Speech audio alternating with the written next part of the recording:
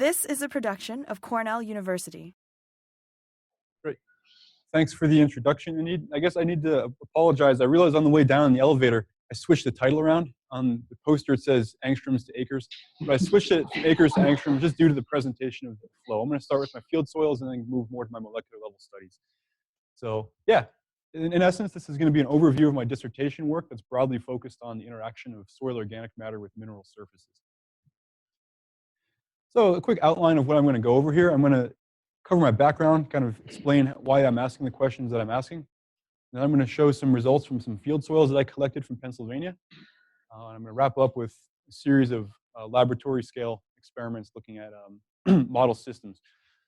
And then hopefully have some time for acknowledgements and some really nice questions.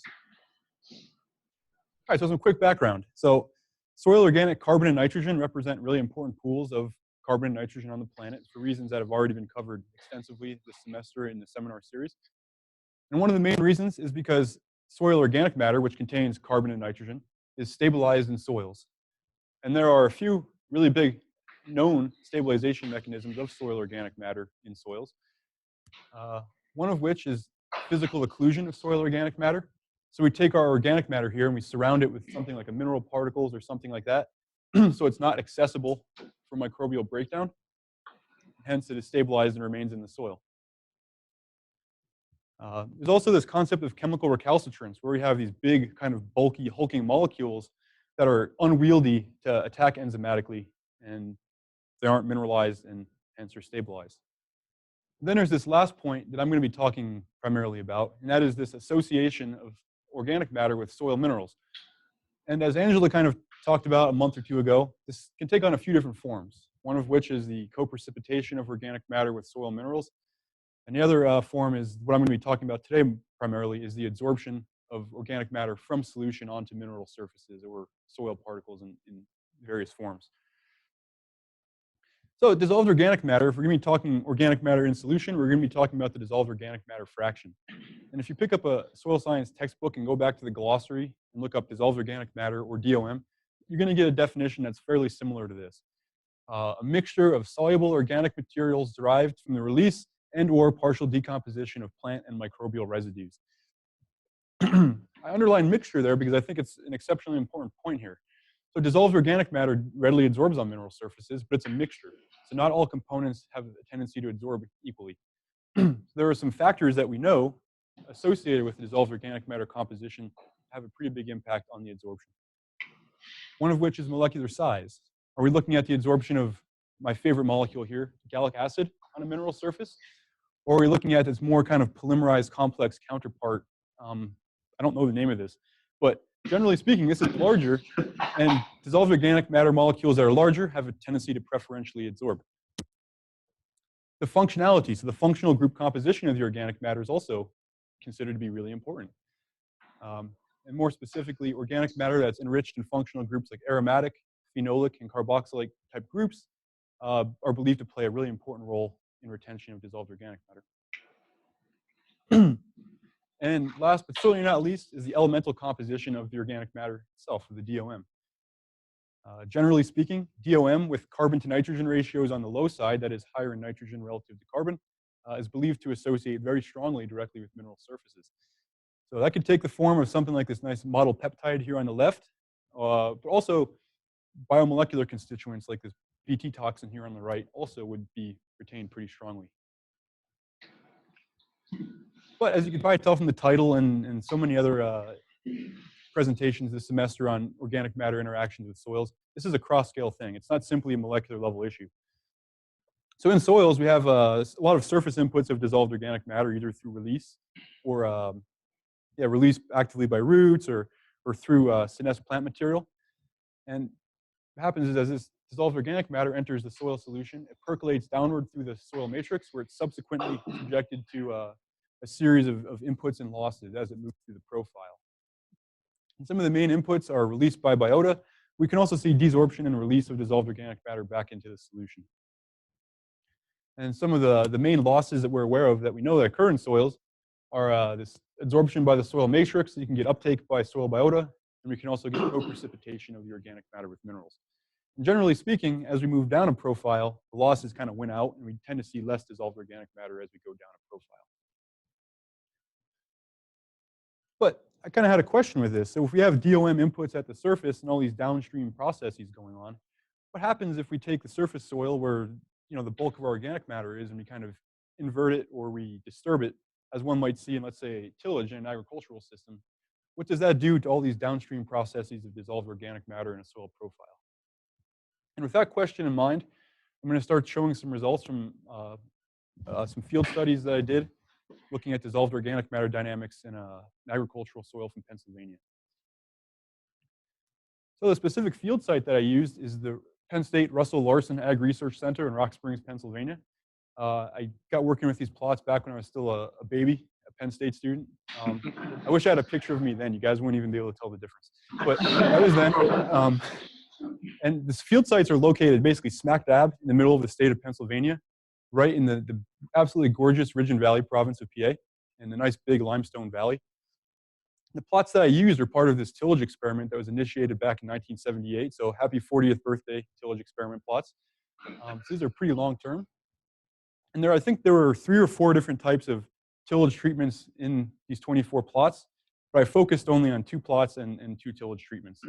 And those were the no-till treatment and the moldboard tillage. And these plots were subjected to a moldboard disking to about 20 centimeters every year in the spring. And something else I'd like to point out is the sampling that I did within these plots. I sampled at a couple different locations. So there's this access road here that cuts adjacent to the plots. I sampled at 125 feet, 375, and 625 feet from that access road. And the sampling itself, it looked like this. So we pulled 3 cores out of the ground at each one of those sites and pulled them together. And this is what the cores look like from the tilled plot and the no-till plot. And we can see that the soil we're working with here is kind of, well, these aren't the best pictures, but this is what is called the Hagerstown soil series. And this is a fairly typical alpha sol. This was developed over limestone residuum down in central PA. It wasn't glaciated, so these are fairly old soils. And if the lighting were a little bit better and these cores weren't dried, you could really see that the tilled soil, what it's made up of is basically a nice, well-defined AP horizon down to 20 centimeters, followed by a series of BT horizons as we move down the profile. And the no-till soil also has an A horizon, but it's more of a gradual decrease into the BT horizons. So once I had those cores, I pooled them again into 3, and then I split them up into 5 different depth increments. And from there, I was interested in isolating and characterizing the dissolved organic matter. So that was kind of the focus of this study, was the DOM fraction. So I did a fairly standard DOM extraction procedure. I suspended the soil in water at a 1:10 soil-water ratio, shook it overnight, passed it through a 0.2 micron filter, and subjected the filtrate to a series of characterization methods. One of which is just total organic carbon and nitrogen within the DOM fraction. I did some optical characterization with UV-vis spectrophotometry. So I looked at the extent of aromatic functionalities within the organic matter. And then last but certainly not least here, I made some fluorescence excitation emission matrices of the organic matter samples. And I'll get more into what that means as I get closer to working with them. So let's get a feel for the bulk soils themselves. What kind of properties do these have? These soils are mildly acidic. They have a pH around 6. None of the samples deviated too far from that, which is kind of neat. I think that was kind of nice knowing that pH wouldn't be a confounding factor here. Texturally, the soils kind of had a real silt-rich topsoil and became gradually finer as we went down into the subsoil. And the mineralogy of these soils is kind of interesting. We have some aluminosilicate clays, illite and kaolinite, that dominate the clay fraction. And I also did some extractions that showed that there's a decent amount of crystalline iron oxides in the soil that might have a pretty big impact on the surface reactivity of the mineral particles. So if we look at the bulk carbon and nitrogen distributions of the soils here, we kind of see the textbook trend that you would expect to see with depth and tillage, where the surface layer is kind of homogenized as far as the carbon contents and nitrogen contents as well are concerned, followed by a pretty precipitous drop-off in the subsoils. And this isn't the case for the no-till soils, where we kind of start off generally with higher concentrations of carbon and nitrogen, and then we get more of a gradual decrease, as we would expect in a system with less disturbance. So the dissolved organic matter itself kind of follows somewhat of a similar trend, where the organic matter in a dissolved fraction, the contents, I should say, are homogenized within the plow layer, and we also get this quick drop-off below that. And again, no-till system, it's more of a gradual type decrease. And this is true for both the carbon and the nitrogen. And if we look at the carbon-nitrogen ratios of the dissolved organic fraction, we can see that, generally speaking, with depth, the C to N ratio goes up. And I present this because I'm kind of going back to that concept of carbon-to-nitrogen ratio playing an influence in selective adsorption of DOM. So that's something to keep in mind. So some of the optical characterization, now we're looking at the more molecular composition of the organic matter. This is the specific UV absorbance at 254. We can see that with both of these soils, there's a decrease in the SUVA 254 with depth, suggesting that the dissolved organic matter becomes less aromatic in the subsoils. And similarly, in addition to the bulk and the dissolved organic matter just raw content, we see that the molecular composition of the dissolved organic matter also, the distribution is influenced by tillage somewhat, where we get to surface homogeneity again. So now I'm going to talk about dissolved organic matter fluorescence excitation emission matrices. These look really scary, but they're actually really cool, and I'm hoping to kind of convince you of that. So dissolved organic matter samples, again, they're complex, so there's a lot of stuff in these. And one of the ways that water and soil chemists like to characterize this is using this technique, which basically probes the fluorescence emission of the dissolved organic matter sample at stepped excitation wavelengths. And what happens is, doing this, you can create an excitation landscape, or a fluorescence landscape, I guess I should say, that's going to look differently based on the molecular composition and source of the dissolved organic matter. And I like to generally break it up into two classes, one of which is the less condensed aromatics. So that is the individual aromatic structures within the dissolved organic matter. And this oftentimes takes on the forms of things like aromatic proteins like tryptophan or phenylalanine, but also nucleic acids and other organic acids will also fluoresce similarly to these. And there's also the more condensed aromatics, so I'm probably shooting myself in the foot here. I'm going to use the terms humic and fulvic acid. For those that do organic matter research, you know that's like taboo. But this is the term that people use in the literature for characterizing these types of structures. These are more condensed, so they have fused aromatics. So the fluorescence is redshifted because the homo-lumo gap is altered by that. But that's another story for another time. So if we look at these maps for the dissolved organic matter fractions that I isolate from these cores, we can see some pretty cool trends going on here. So one that occurred at every single site in all these cores with depth is we see a reduction in the fluorescent behavior that corresponds with condensed aromatics. And that's with depth. Those features are removed as we go further down in the profile. And what becomes relatively more pronounced are these more microbial product type fluorescence landscapes. And one last thing I'd like to point out is, yet again, tillage really kind of punctuates this transition quite a bit. So yeah, so those are the main points here I wanted to kind of get to with these. With that, I'm going to summarize my field-based work.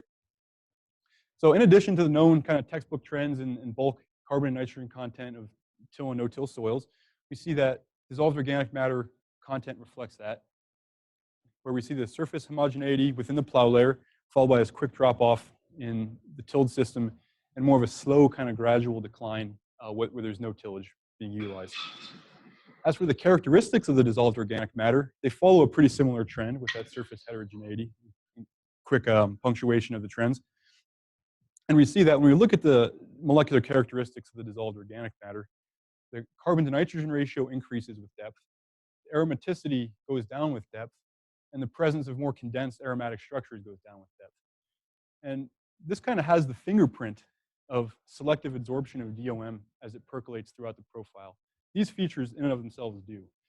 But this little hitch here has me thinking a little bit differently, because soluble microbial products, things like proteins, nucleic acids, they tend to absorb pretty readily in soils as well, which makes me wonder if perhaps lower in these soil profiles where we have this high reactive mineral surface area and very little organic carbon, if the biota that are down there are perhaps releasing things into the soil solution that might be kind of dominating the dynamic down there as opposed to selective adsorption. So with this kind of high reactive mineral surface area protein nucleic acid mindset, I'm going to jump in now to my laboratory studies, looking at the interactions of biomolecules with mineral surfaces. So one more quick piece of background. I'm sure you guys have seen this model before. I think Angela showed it during her talk. This is a model that was proposed by Marcus Kleber and Associates about a decade ago. And they kind of constructed this hypothetical model here to help explain some of the multi-layered organic matter associations we see in soil profiles. And they built off of this observation that biomolecules interact strongly with mineral surfaces. And in this model, the multi-layer formation is hinging upon the presence of this contact zone that is supposedly a biomolecule rich directly at the mineral surface, a biomolecule rich layer, excuse me, that forms when biomolecules adsorb directly on the mineral surface, undergo conformational rearrangements, and then more organic matter can adsorb on top of them, forming the multi-layers, leading to stabilization in this multi-layered type architecture.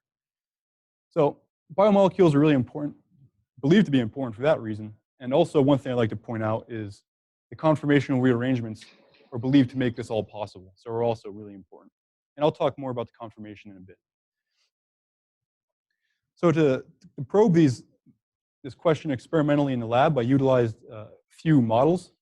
I used a model protein, a bovine serum albumin, and I used a model DNA. So the protein I used, bovine serum albumin, is a globular protein, and it has a secondary structure that is largely composed of alpha helices. And that's these really tightly wound regions here. And these are connected by these long extended chains that are more extended and open type structures. And there are also some more internalized turn type elements there as well. And the DNA that was used comes from herring testes. This is kind of a standard physicochemical model for DNA experiments. It's a double-stranded B form of DNA. And this, when you pick up a bottle of herring testes DNA, what's in there is kind of long. You get a really long size distribution of DNA right out of the bottle. So what I did is I decided I'm going to shear this to a known size, because size can be an important factor in looking at adsorption. So I wanted to shear it to a known size with a relatively tight size distribution to eliminate that as an influencing factor here.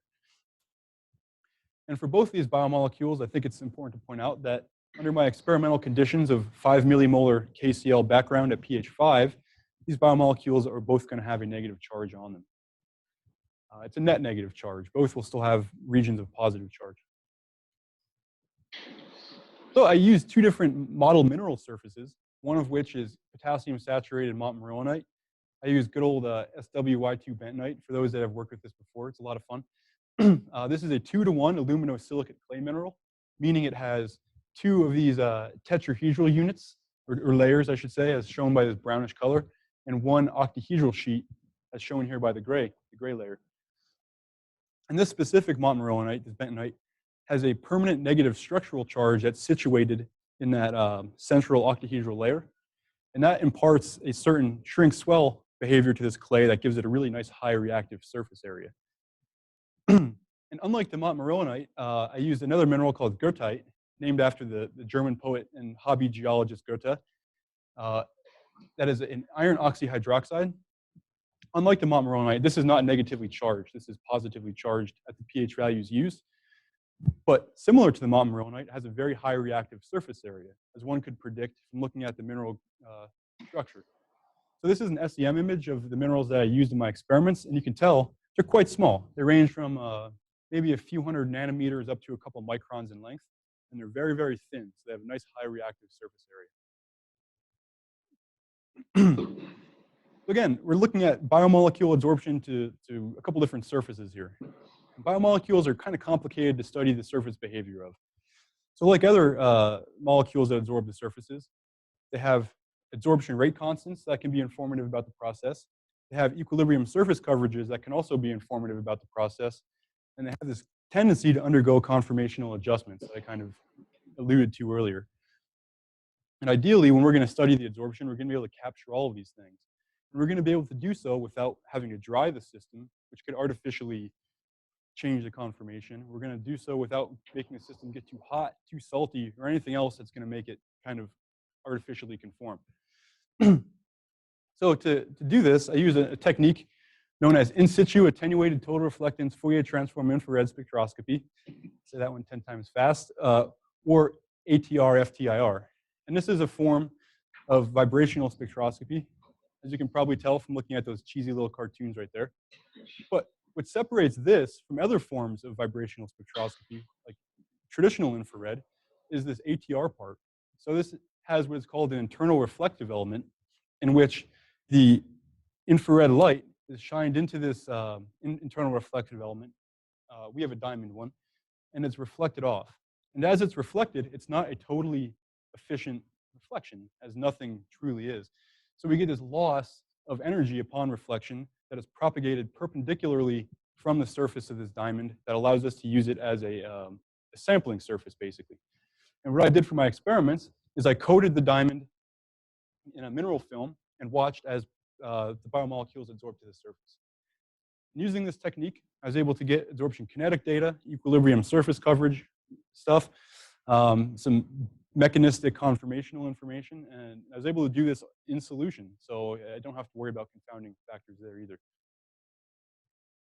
So with that, I'm going to move on to some of my studies looking at the association of the protein BSA with the clay montmorillonite. So this is an infrared spectrum of BSA, and it has three features you're going to typically see in FTIR spectra of proteins. It has the amide 1, 2, and 3 peaks that correspond with backbone vibrations on the protein. And in my studies, I'm going to show results from the amide 1 and 2 regions. So the amide 1 region contains all of the structural info. So that's where I'm going to look and say, hey, the protein, is it unfolding or not? The amide 2, this is going to be my quantifying region for BSA adsorption on the surface. And what's shown here is kind of a time series of BSA on the clay surface. So as the BSA adsorbs, it gives a higher and higher and higher signal. And when we go ahead and plot our amide 2 peak here against time, we can look at our adsorption kinetics. And for the 4 different concentrations used in this study, you can see that the adsorption kinetics follow a certain logarithmic time dependence that suggests that the energetic barriers associated with adsorption are heterogeneous. So it's not a single activation energy here, it's a distribution of energies. And it's not entirely evident just from these curves, but I'll show why I believe this later. This is likely attributable to continuous protein rearrangement on the surface, protein lateral interactions with other adsorbed proteins, or potentially electrostatic heterogeneity. So when we look at our equilibrium surface coverage results, we can see that they're fit reasonably well by this black line here. This is the classic Langmuir adsorption isotherm. And the main thing I want to point out here is this model has a built-in K value, which corresponds with the kind of the affinity or the strength of the adsorption. And if you look at this number here, 5.97 times 10 to the 5th, that's a pretty big number. So the protein, as we kind of already more or less knew, adsorbs really strongly to the clay surface. So it absorbs, and the kinetics are logarithmic, but what about the structure, the conformation? I keep talking about that. What does that look like? So if we first consider here the native secondary structure of the BSA as shown by these dotted lines, you see again it's primarily alpha helices with some more extended chains and turns kind of mixed into the secondary structure. But when we look at the secondary structure of the BSA on montmorillonite, we see that a few things are happening here. And primarily, I'd like to draw your attention to this lowest concentration and corresponding surface coverage. At this value, it seems that BSA indeed unfolds, and we see an increase in these expanded kind of extended chains and turn type structures that are more open. And this comes at the expense of more condensed alpha helical regions. But interestingly, as we look at the BSA adsorbed at higher concentrations and surface coverages, it starts to look more and more like native BSA in terms of its secondary structure. So these values are all from equilibrium, so that's the very end of my experiments. Question is, does the protein adsorb in this way and stay there? or does it absorb and kind of flop around and find the energetically most favorable state on the mineral surface? And to address this question, I use a technique known as 2D correlation spectroscopic analysis. And I'm not going to get into the details of this right now, but if you guys have any questions about it, I would love to talk about it. I think this is fascinating stuff. This technique makes use of what is known as a synchronous and an asynchronous plot to look at sequential changes to the protein structure with adsorption time. And when we apply this analysis to the data that I have, we see that there are at least two different conformational pathways that we can see. One is at this lowest BSA concentration where the protein adsorbs, and with time we see an increase in open structures here and the loss of the more compact alpha helices. At the higher BSA concentrations, the sequence looks a little bit different. We see that as the protein is on the surface, we actually see an increase in aggregated strands. So that is kind of intermolecular structures. So at higher surface coverages, that kind of makes sense. Have more neighbors. And we see a decrease in these more open turns and extended chains with time. So there are two pathways that are occurring there. One where the BSA adsorbs and becomes more open, and another one where it adsorbs and becomes more compact and internalized with time. So I'm going to quickly summarize this here. One thing is evident from these studies. BSA does adsorb pretty strongly on clay. But we already kind of knew that as a scientific community. What this really demonstrated, though, is that not only does the conformation change, but it's a dynamic conformation on the surface, and is a dynamic pathway that differs based on the surface coverages themselves. Where at the lowest BSA concentrations used, the BSA adsorbs and opens up, and at the higher concentrations, it adsorbs and becomes more aggregated. So now I'm going to move on to some more studies that I've done with BSA and DNA, this time on another mineral surface. It's the goethite, the more needle-looking things. And before I do that, I'm going to quickly show an FTIR spectrum of DNA. So this is a vibrational spectrum of DNA in solution. And similar to the protein, we see some vibrational modes that are attributable to backbone vibrations. So we have the phosphodiester groups from these phosphonate groups, or phosphodiester groups here, the stretching asymmetric and symmetric modes. And we also have some carbon-oxygen and carbon-carbon stretching from the backbone showing up as well. And similar to the amide-2 of protein, I use this backbone carbon-carbon stretching mode as my quantifier for DNA adsorption. And I've verified this using another technique, so it's good to go. So some of the results here, start off with the BSA. First thing I'd like to point out, I'm now working on units of mass-based concentration rather than molarity to make the correspondence between the protein and DNA a little bit easier. We can see the kinetics here look a little bit different than they did on montmorillonite, especially at the lower concentrations used, wherein we have this kind of sigmoidal logistic type curve that corresponds with these adsorption kinetics. And there's this lag phase that these kinetics have built into it. And in the protein literature with surface adsorption, this lag phase corresponds with a kind of cooperative clustering effect of the protein on the surface, where the kinetics are really, really slow until we get a certain base layer surface coverage, in which case it really kind of starts to take off. And you notice when we go to higher concentrations, that isn't quite as apparent. DNA, on the other hand, these are the adsorption kinetics for DNA on goethite. They kind of follow a classic first-order adsorption, meaning the adsorption is rate limited by energetic barriers as opposed to mass transfer or some kind of a clustering effect. And furthermore, it's a single energetic barrier. It's not a range. So again, we'll look at the equilibrium isotherms here. So both BSA and DNA have pretty good high affinity isotherms here, as you can tell from the shapes of the curve. But it's pretty apparent when you look at the affinity coefficients that come out of the Langmuir equation here, that DNA tends to adsorb quite a bit more strongly, actually.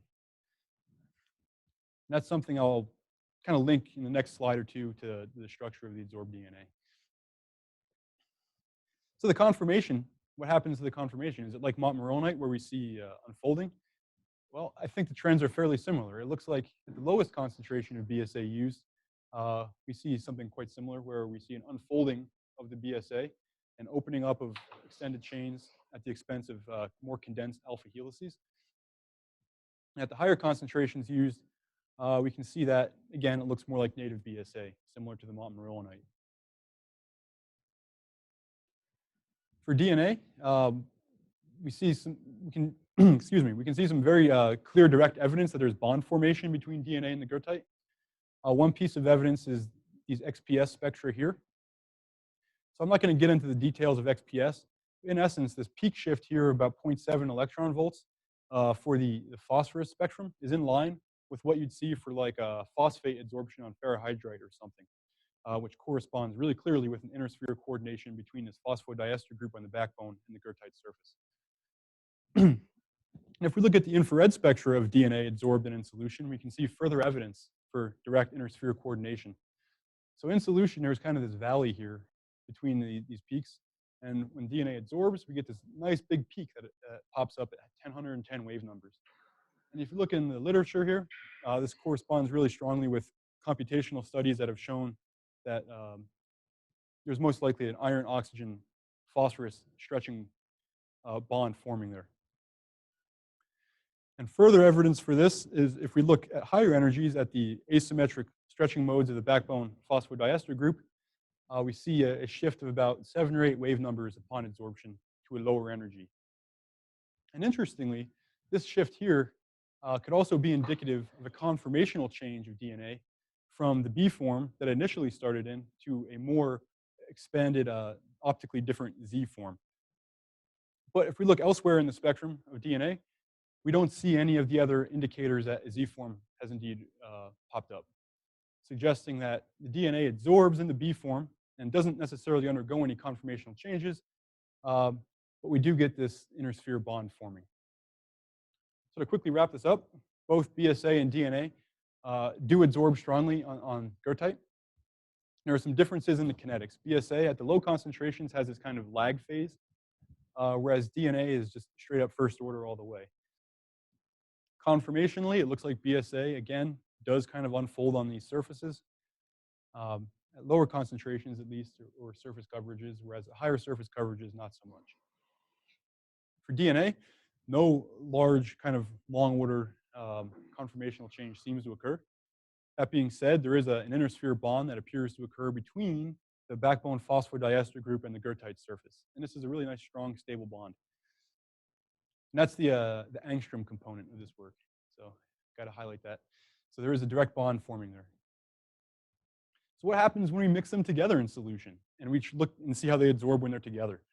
I mean, one could very easily build up the argument based on the kinetic results where there's that lag phase in the protein and the equilibrium isotherms where we have this real nice higher affinity with the DNA. We could easily say we're going to put them both together and DNA is going to preferentially adsorb on the surface. Well, I don't want to spoil anything too much, but when you mix molecules together in solution, they have a tendency to undergo what is called supramolecular assembly. And this is really important for 2 reasons. One of the main reasons is as molecules in solution spontaneously assemble to form these aggregates, the properties of the constituent biomolecules change a lot. And it's very interesting to see how that could possibly translate to the surface behavior at the mineral surface. And there haven't been too many studies leading up to this that have demonstrated anything. And one more thing that's really important about this is we've known for decades actually that supramolecular assembly does occur in dissolved organic matter amongst those components. So it has more than a wee bit of environmental relevance as well. So for these studies, what I did is I made a series of supramolecular complexes. And these were made by using a fixed DNA concentration, and it was titrated with different amounts of protein in solution. And once these complexes were formed, I characterized the extent to which they bind, how strongly do they associate. I characterized the charge characteristics of the complexes relative to the constituent biomolecules. And I looked at the complexes themselves and I said, hey, how are you guys interacting with each other? I characterized that as well. So looking at some of the results here, this is kind of the extent of binding here on the left-hand side. This is an equilibrium binding curve between protein and DNA as derived from a technique called circular dichroism. And there are 2 main things I'd like to draw your attention to here. One of which is the shape of the binding curve. Again, it has that S shape that we saw for the kinetics of protein adsorption. And this suggests that there's some cooperativity amongst the proteins bound to the DNA. So when one adsorbs or binds, it's more likely to make further binding more favorable. And one other thing here is this, the binding saturation is reached on the DNA at a protein DNA ratio of about 15. So at this point, when we add more protein to the system, it's not binding directly to the DNA because we've reached saturation on the DNA helix itself. So, and the K value that comes out of this is really high. It's on the order of 5 or 6 times 10 to the 5th. I didn't put it up here because it's not quantitatively usable, because it's actually a strong underestimate of the real case, but it's proof that this binding is quite strong. We see that the charge characteristics of the complexes are fairly unique as well. We're starting with DNA that has a relatively high electrophoretic mobility. So that means it has a large negative charge on it. And BSA is up here just below 0, so it's not quite as negative. It's just got a little bit of negative charge at this pH. And we can see that as we combine them and make complexes of mixed BSA DNA ratios, the negative charge in the complexes goes down. So we change the charge characteristics here as well. So how do these complexes interact in solution? This is where a technique known as dynamic light scattering comes in. This is a set of light scattering curves here, light scattering distributions, where we have relaxation time on the x-axis and arbitrary intensity on the y-axis. And what we have here is DNA with increasing amounts of BSA added to the system and BSA by itself. And there's 2 main features I'd like to draw your attention to on these relaxation time distributions. One is the fast mode, the fast relaxation mode peak of DNA, which corresponds with the diffusion of individual DNA helices through solution. So it's got a higher diffusion time associated with it. And then there's this slow relaxation mode, which is a concerted diffusion. So we know that DNA helices in solution at this pH have a negative charge on them from electrophoretic mobility. And negative charges have a tendency to kind of repel each other. So as we have a lot of these DNA helices in solution, they're kind of afraid to do anything because they can't get too close or too far from anything because they're surrounded by negative charges. And an analogy I like to use to kind of conceptualize this is that of the jet. So what we have here are a couple of McDonnell Douglas FA-18 Hornets. So these jets, I looked this up earlier. When you have one of these as is and it's going full throttle, these things can go about 1,300 miles per hour. But when they're flying in formation, as the Blue Angels are here, they kind of have to slow down a little bit. Because if they're going full throttle, it's much more difficult for them to maneuver and control themselves with respect to their neighbors. They can't get too close or very bad things are going to happen. And DNA in solution is very similar. So the en masse diffusion of the DNA is a lot slower. And that's what creates this slow relaxation mode here. And we can see as we add BSA to the system, a few things happen. One of which is this slow mode peak that corresponds with the diffusion of individual DNA helices. It shifts to higher relaxation times. That is a slower diffusion of the molecule in solution. So if you go back and look at the Stokes-Einstein equation from which these curves are derived, that's most likely a higher mass that's making this happen. And additionally, this slow mode peak that arises from this intermolecular repulsion of the DNA is really dampened as we add BSA to the system, suggesting that there's a breakdown in that intermolecular repulsion. And one last thing I'd like to point out on these light scattering results is even when we get above this binding saturation of DNA, BSA that's added isn't free. And, we don't see this free translational diffusion of BSA here, suggesting that the BSA is still kind of under the influence of these complexes as well. So I'll quickly recap here. We have DNA, we add BSA to it, we make complexes that grow larger. The negative charge on the complexes becomes lesser and lesser as we add protein to the system, likely through electrostatic interactions between positively charged domains on the protein and or side chains. And as this happens, the electrostatic repulsion between the complexes breaks down, and as we add protein to the system, even above binding saturation, the BSA isn't free and it's still in loose association with the complexes. So what happens when we take these complexes and absorb them on the surface? This is a set of FTIR spectra from one of my adsorption experiments. And we can see that as the complexes absorb, the protein component, amide2, and my DNA quantifier, this backbone CC mode, we can see them both clearly with time. And if we look at the composition of the adsorbed material with time at these lower experimental ratios, it's more or less pretty flat, suggesting that the speciation of the adsorbed material doesn't exhibit any discrimination and the complexes are just kind of adsorbent. It's a bit of a different situation, though, when we move to the highest ratio used. So this is above the saturation point on the binding curve, wherein we see an early dip in the protein to DNA ratio of what's adsorbed, suggesting that early in the adsorption process, kinetically speaking, we have more protein adsorbed to the surface. And with time, it kind of stabilizes, but it still results in an equilibrium protein DNA value that is disproportionately large. And this suggests to me that maybe we're getting some early dissociation of these complexes, and the proteins that are peripherally associated with these complexes are rapidly adsorbing initially in the process, and then perhaps the complexes without the peripherally adsorbed protein will then adsorb. So if we look at the equilibrium results, if we look at the amount of DNA adsorbed, as again shown by this backbone CC peak, we can see that the amount of DNA adsorbed as we add protein to the system actually goes up, which is kind of interesting. One might think more biomolecules, more competition for surface sites. That's not necessarily the case here. And I believe this is attributable to the electrostatic repulsion that is reduced by the addition of the protein. So DNA adsorption on surfaces is oftentimes limited by the actual electrostatic footprint of the DNA helix, because we know they don't like to get close to each other. They just don't. Physics doesn't like it. They don't like it. No one does. So when we take these complexes and we add BSA to the system and we make them less repulsive to each other, the surface is able to accommodate more DNA. But this isn't always the case. When we move to the concentrations of BSA that go beyond what the DNA itself can accommodate, we actually kind of see this sharp drop-off again, suggesting to me that maybe those kinetic results are really onto something. Maybe we're getting some blocking of surface sites by quickly adsorbed protein that's preventing complexes from adsorbing beyond that point.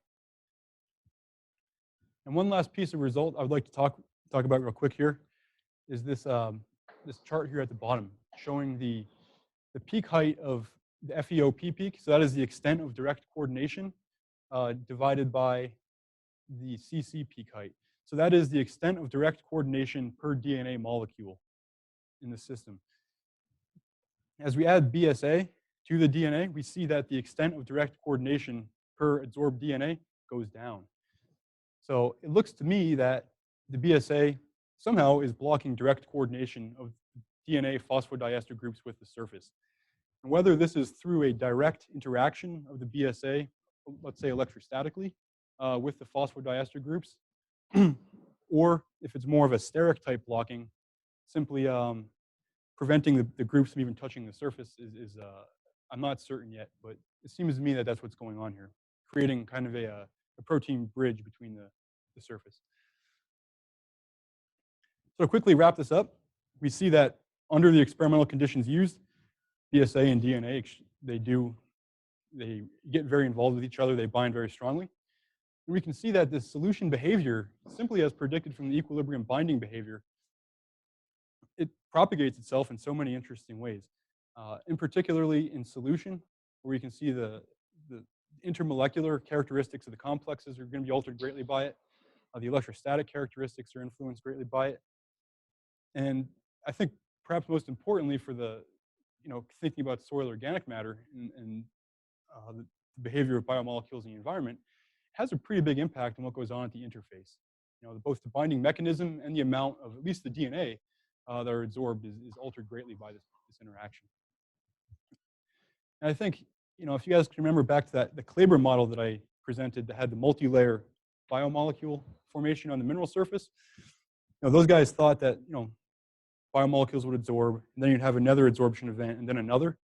I think this work kind of demonstrates that's not necessary in situations where we have supramolecular association. It's quite possible that a multi-layer of material could form in a single adsorption event. So I'm going to quickly summarize the bulk of everything and hopefully still have time to take a few questions. So in our field studies, tillage seems to have a pretty big impact on DOM dynamics, so that's surface inversion, especially on the downstream processes. So my question, I think, was more or less kind of addressed. And that includes both the amount of DOM and also the characteristics of DOM. And looking at the characteristics and the amount, it's reasonable to assume that, yeah, adsorptive fractionation could be the culprit here for the removal. But there are some hitches in there that suggest that in subsoils, it might be more source-driven by perhaps more resident microbial communities or something like that. And if we kind of hone in on this region down here where we have a lot of reactive mineral surface area and microbial products, we do some cool experimental lab studies at the molecular level, we learned quite a few things there as well. We learned that not only do biomolecules absorb the surfaces and change conformation, we knew that, but it's kind of a continuum. It's a constant energetic struggle of these biomolecules on the surface. And we see that, at least with the case of BSA on montmorillonite, and I suspect some other proteins as well, the pathway with which that occurs is going to change with surface coverage.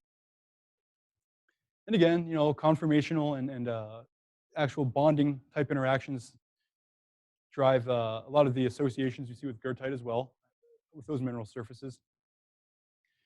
And one final thing that we see is that when we combine these biomolecules in solution, they interact in strange ways and they change the way that the constituents are retained at the surface. So that's kind of a broad overview of what I just presented. I'd like to quickly wrap up with some acknowledgments. I'd like to thank my present lab group, in particular my advisor. It's been a long, strange ride, but she's always given me really great advice. Taylor helped me out with getting some of the dissolved carbon and nitrogen data. I'm really thankful for that. Some past lab group members when I was still at Penn State, they really kind of helped me understand just the basics of being a grad student. Those are super valuable, and I didn't realize that until after the fact. So they were really great. My committee members, and far, far, far too many other friends and colleagues to name drop here. I see a lot of you in the audience, and I appreciate you showing up. My funding sources, obviously, and you guys, the audience, for being here. And I hope I have time to take a couple quick questions.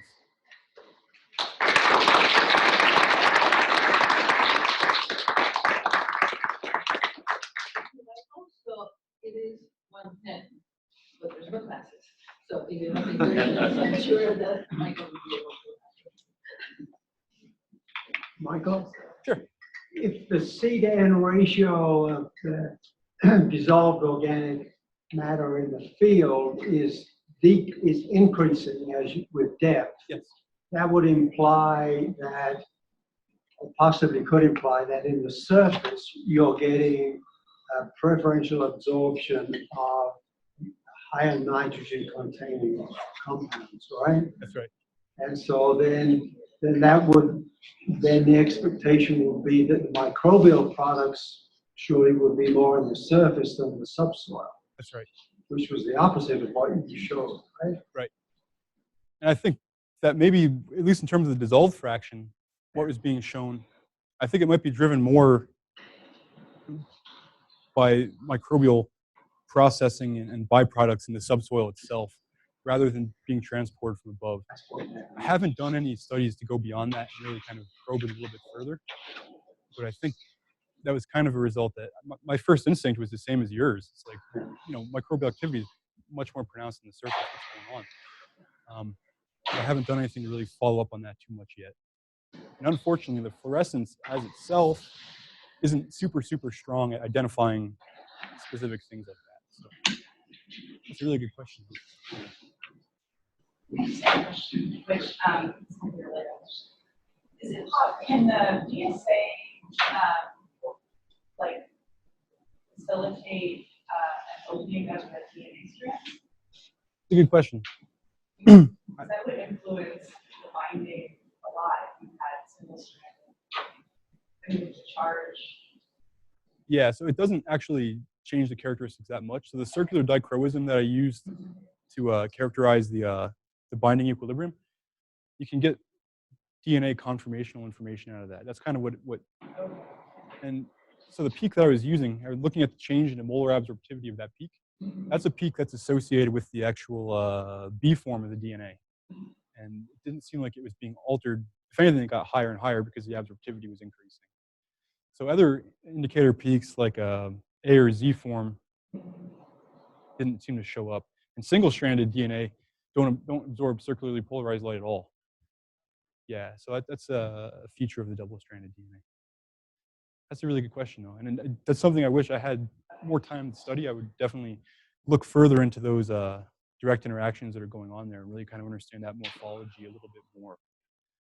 Specifically with respect to the proteins, I believe that those are unfolding to some extent once they bind to the DNA. Protein, that's how DNA opens with the haploids, right? Right? I mean, there's a mechanism in our cells for, actually, summary. Yeah, Right, for like proteins. Yeah, but those are proteins that are made to do that. Yeah, This is I know. a non-specific interaction. So, no, that's a really good question.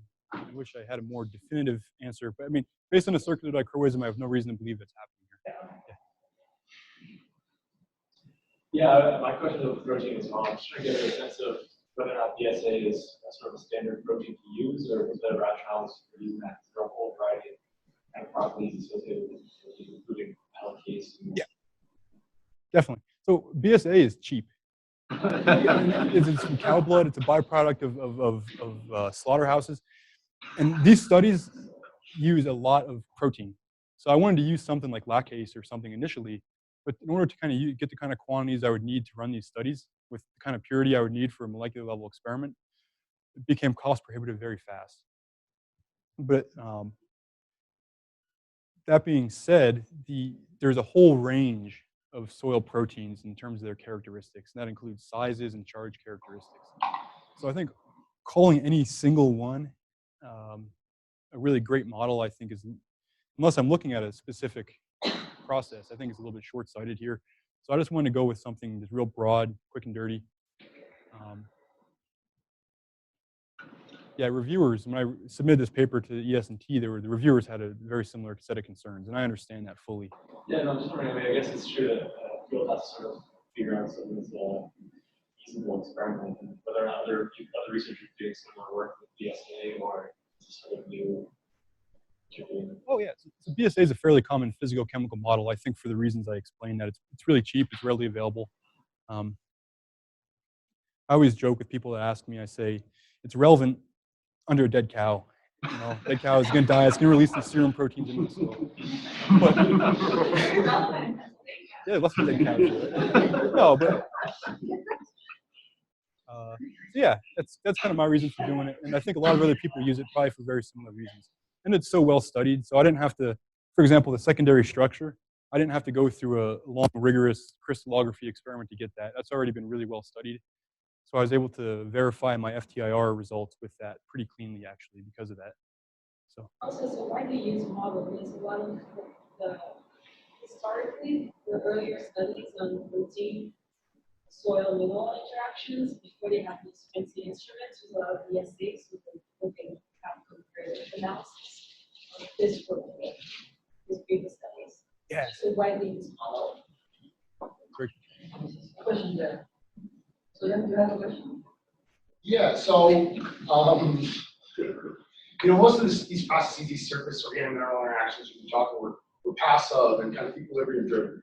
But how much of this you think is like actively driven by biological processes, included by microbes? I don't really know personally, but I know like little guys down there like, oh, I want that DNA or I want that bonded molecule, kind of ripping it off. Yeah. So the accessibility, particularly with respect to DNA, is a topic of vast research interest. And it's commonly kind of understood that mineral surfaces, to an extent, kind of protect DNA in a lot of ways from microbial alteration. As for the influence of the processes themselves on the presence of microbes, that's a very good question. I think once the microbes are there and they're exuding these kind of compounds, that kind of opens up the door for them being a little more relevant. But I think the general paradigm right now is that once molecules are absorbed on surfaces, there's some degree of protection there. Yeah, I guess I probably didn't answer your question thoroughly, but they do still, microbes still probably want them. They would love to get their hands on them, but they're bound. These mechanisms, I think, direct bond formation, and you get actual unfolding, which increases contact points between the biomolecule and the mineral surface. I think it just makes a lot of it really inaccessible. Because you get, energetically, it's tough to get those off. And for the same reasons they love to get on there, they're tough to get back off. And that is just these vast releases of Gibbs-free energy. I just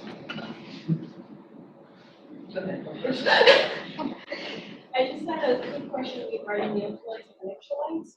I'm guessing all the experiments were done with the Adsorption, right? They were, yeah. And I could imagine if you had multivalent cations, especially with respect to the DNA interaction, that it would influence, it would essentially change the result quite a bit. I just wanted to make it.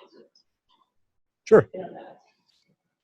So in the literature, what I've seen on that, and this makes a lot of sense to me, is Before, because I think my question was very similar. My question was, because this is the same idea, I think. When would supramolecular association not occur? Okay. So I think if we were to get, so I'll answer your question first. I think supramolecular association would not occur when you get further and further and further away from the isoelectric point. Then the molecules become more electrostatically repulsive to each other. So they're going to want to, they're less likely to get close. That'd be one situation. In situations of high ionic strength as well, things tend to disperse. And that includes biomolecules. So the local charges that could form, that could be an attractive force, might be disrupted by the presence of more cations in solution. They can disrupt those things. So those would be some of the situations I'm thinking of. That would depend on the identity of the cations. It would, and also depend on the identity of the biomolecules too. So with one of the cations versus higher in strength, also with a it'd be very different. So I don't know if there's a real good clean answer. It would depend a lot on the identity of cations, on the identity of the biomolecules themselves, or the supramolecular, the components within that. As far as the surface behavior is concerned, let's say we were to use calcium in the DNA study instead, I think we'd probably see a higher affinity for the surface. Well, no, for DNA. She was asked about DNA specifically. Because again, the electrostatically, DNA doesn't really want to go near each other. So that's kind of one of the limiting factors of adsorption on surfaces. When you do something like add calcium to the system, you can kind of stabilize some of those negative charges that are on the DNA backbone. And there have been studies that have come out of a group in China that have shown that in the presence of something like magnesium or calcium tends to enhance the adsorption of DNA on surfaces. Yeah, that's a good question. It could, especially with clay minerals. It's a whole different story, but it's not, yeah.